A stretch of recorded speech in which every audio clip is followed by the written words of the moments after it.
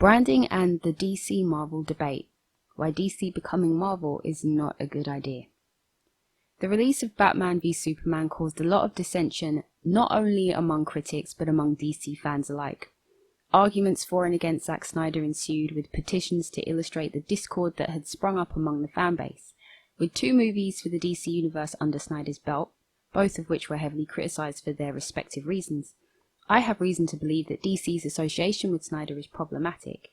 And with all the calls for DC to be more like Marvel, I also have reason to believe that this is problematic. And this led me to think about branding issues.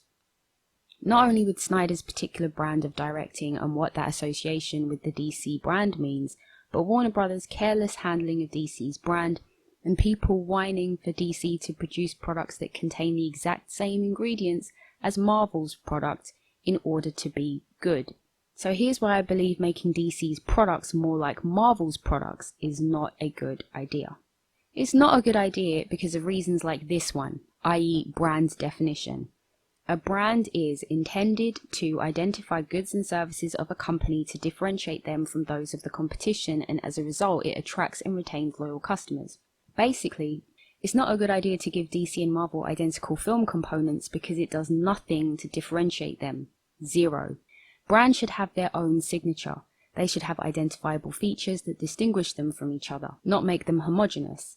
If people keep banging on about how DC should make movies just like Marvel do, they'll end up turning Marvel and DC into basically Coca-Cola and Pepsi, where they're practically the same thing bar the name. There'll be nothing to distinguish them to audience members other than long-standing brand loyalties, and it won't look any better if even their content shares the same formula by adding trivial things like a couple more jokes to satisfy a market so taken by the way Marvel have done things, simply because it's a market that Marvel have cornered. And this is just one basic reason why making DC like Marvel is not a good idea. DC need to create a stronger brand equity, and they won't successfully pull that off if they end up creating movies in a Marvel mold. Brand equity is defined as the commercial value that derives from consumer perception of the brand name of a particular product or service, and a brand's power derived from the goodwill and name recognition that it has earned over time, which translates into higher sales volumes and higher profit margins against competing brands. Brand equity essentially means power. Marvel has it in tons. Marvel's powerful. They've built their name to hold a significant amount of brand equity. Their name became so valuable that even Disney recognized the strength of their brand value. They've branded themselves as being successful at creating go-to favorable experiences with the viewing public. Basically, consumers are more likely to go back again and again and again. Therefore, there's a pre-existing case of brand loyalty. We buy into well-known brands who deliver most of the time because we've had favorable past experiences. It's all about track record. And soon, this is where Zack Snyder's gonna come in. But back to the point. There's a positive association with Marvel. People want to watch their films, actors want to work in their movies. Marvel have shown they genuinely know how to make the right casting choices, fit the right tone to the right movie, and no matter how different every film or character is, they know how to weave those differences into a machine where every aspect makes the machine work. Marvel's successful planning of their whole operation led to growth. They've managed to leverage themselves, sustain themselves, and gain a significant amount of brand equity. DC need to create their own brand equity. The only way for them to build a powerful movie brand is to differentiate themselves and give their big screen efforts its own identifiable stamp that stands up against Marvel, not a DC film that's basically a Marvel clone. Because becoming a clone has implications for the perception of their brand, and that's the danger of trying to be like Marvel. The danger is basically being the same. If there's one thing DC shouldn't do, it's what they're being told to do and basically create Marvel movies with a DC brand stamped all over it. As I just said earlier, the point of brands is to differentiate yourselves from the competition, to create something that is uniquely, distinctly yours. If you don't do that, you simply become a Me Too product, which DC would be in danger of becoming if they went the same route with their movies as Marvel do.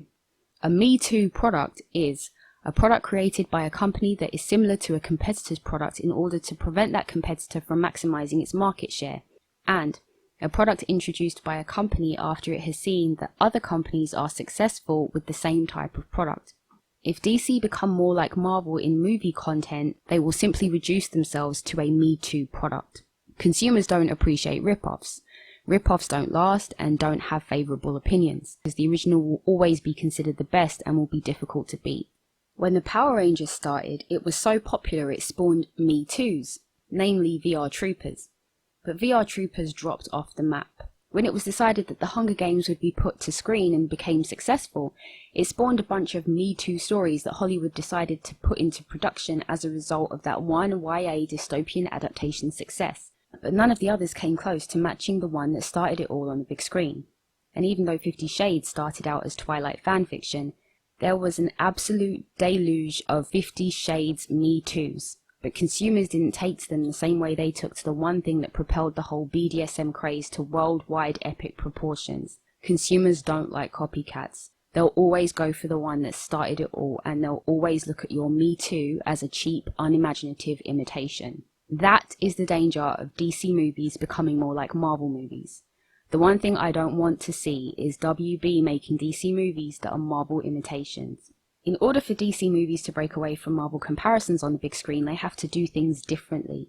They have to know who they are, create their own tone, focus on their take on storytelling. The best of their storytelling is evidenced by their animated features, their video games, and the brilliant start by Jeff Johns to issue 1 of DC Universe Rebirth. For example, their animated features don't follow a Marvel status quo, yet they nail it. Because though Marvel have created an atmosphere where audience members have fallen in love with their formula, the truth is, DC have proven themselves to be great storytellers everywhere other than in the movies. And the most notable thing about the disparity is that a certain someone has had a huge hand in the reason for their shaky 2-movie universe history so far, and he has nothing to do with the comics, the video games, the TV shows, or the animated features. And this is where Zack Snyder comes in. This is where DC's association with him is problematic for their brand in regards to gaining future DC movie consumers. And this is where I hope that Justice League Part 1 is the last DC movie Zack Snyder ever makes. Quick definition of what brands allow consumers to do here. Brands allow consumers to identify things like quality, reliability, and it allows consumers to find out which brands satisfy their needs and which ones do not. If consumers recognize a brand and have some knowledge about it, then they do not have to engage in a lot of thought processing to make good product decisions. If we relate that to the whole DC-Marvel debate, we could see where this applies. With Marvel, consumers don't have to engage in a lot of additional thought processing to decide if they're going to watch any movie they make. Experience tells you they rarely fail. But with DC's film efforts, you might be a little more skeptical about future products because previous experience tells you they're more miss than hit, or that their DCEU has so far not been successful in creating a dominantly positive reaction or largely favourable movie-going experiences. So a lot of the time you'll hear things like, oh, it's a DC movie, it's going to be crap, or bring Nolan back, because there are associations with certain people attached to certain properties that make a brand more favourable. Associate with the wrong person and it can damage your brand. This is well known with brands that are endorsed by huge celebrity figures, for example. Brands can't afford to be endorsed by the wrong people, and if those people do anything to jeopardize public perception of their brand, those brands cut cords with those celebrity figures pretty quickly to reduce damage limitation. If we look at Zack Snyder, for example, as a brand, which he is not, but for the purpose of this argument, let's say he is, past experience will tell you one thing: he's a good visualist. But the thing about brands is the reason why we gravitate towards our favorites is because we trust them. When we trust them, there's reduced risk in investment. That means investment with our time and our money, because we recognize those brands to be reliable, and they usually don't let us down. We note this through experience, and this leads to whether we further engage in anything they produce further down the line. Now, would you say that Zack Snyder's work is reliable? Would you see his future films based on your experience of his past productions? Do you have faith in what he gives you? Though he isn't a brand, his directorial style is so definitive, it becomes a hallmark or a stamp that is easily associated with his name. So his directing style is a kind of brand. So much so that whenever we saw promotional material for Batman v Superman, Zack Snyder's name was stamped all over it. This in itself is a form of branding. When you put a director's name all over a film, you're saying something. You're implying that their name is associated with something consumers find favourable. You are saying that his work is a selling point. But is that the case with Snyder? Does a trailer that states the film is directed by Zack Snyder inspire confidence in consumers? You stamp Spielberg, Nolan, Tarantino, even Michael Bay, and there's a consumer association. Good or bad, they already know what they're going to get with those names. Not because they're notorious names, but because they produce work of a certain style, consistency, quality, and with a level of storytelling that consumers buy into or not. They all have trademarks. If your style and quality and track record doesn't create credibility in audience minds because delivery on your goods is not consistent, then consumers lack faith in your potential products, i.e., people will doubt the potential for it to be good. It means you haven't earned the benefit of their faith because you're consistently underperforming and therefore you become too risky. Audience members won't be comforted by the fact Snyder's name is so prominently displayed as a selling point if their opinion of his work is not very high. Critics who have developed a dislike for his work will also not be comforted by the potential for the film to be good if Snyder's name is branded across all promotional activity.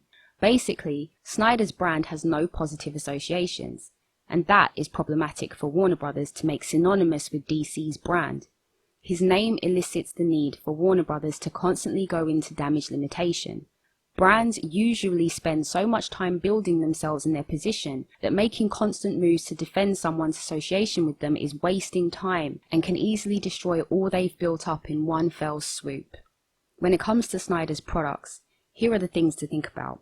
What are the feelings consumers have about his products? Are they excited by his work? Do they respect his work? Do they think he's a reliable director? What's his approval rating among consumers of his products?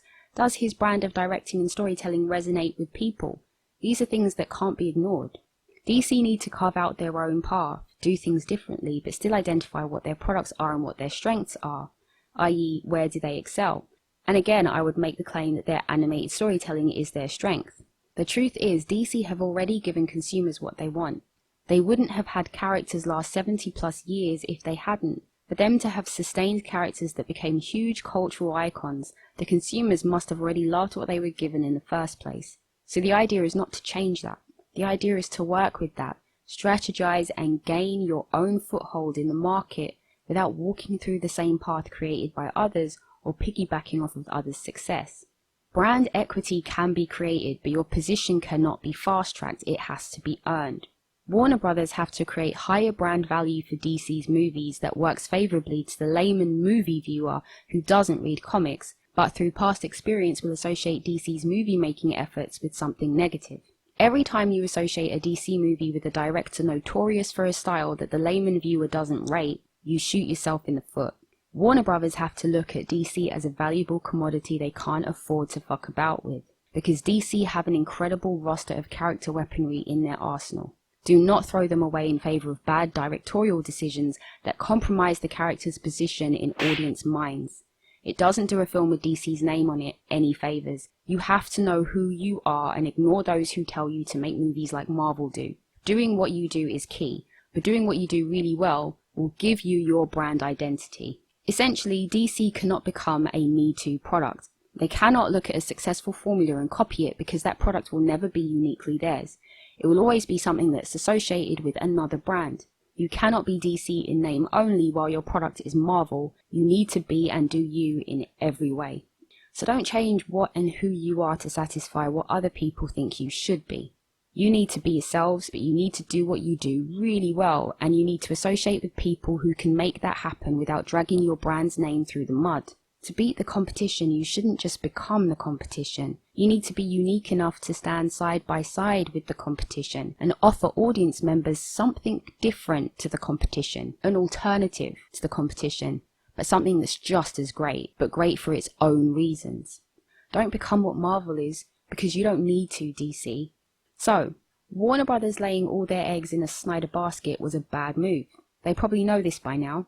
With all the creatives in Hollywood, I hope Warner Brothers start making better directorial choices. Thankfully, Warner Brothers have started the ball rolling by appointing Jeff Johns and John Berg to head up the DC movie banner.